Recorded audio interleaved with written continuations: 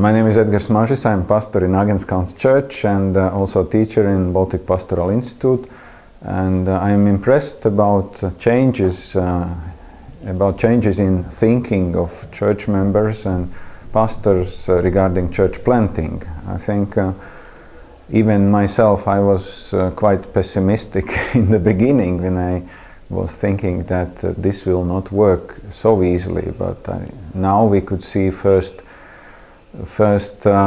signs of changes, and I think M4 seminars are very helpful because they are practical. These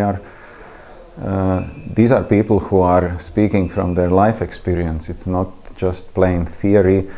And also encouraging thing is that between those seminars we have exercises to do, and in many ways these seminars also open our weaknesses so far when we were thinking about church planting, and in the same time it is encouraging to start something new.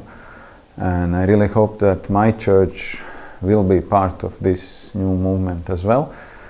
I'm happy that there are more people who are interested in this, and that my dream is now shared more between different people. I think the Baltic Pastoral Institute is a good place for young people to prepare for the ministry, but not just for the ministry, but I think for the new church development, because many of them are coming out of non-Christian background, and this gives them freedom to develop ideas what usually coming out of church context is not so easy to dream or apply. I am impressed by activities of Grobiņa Church, where students of Baltic Pastoral Institute and also Liepāja area working to develop new church plants.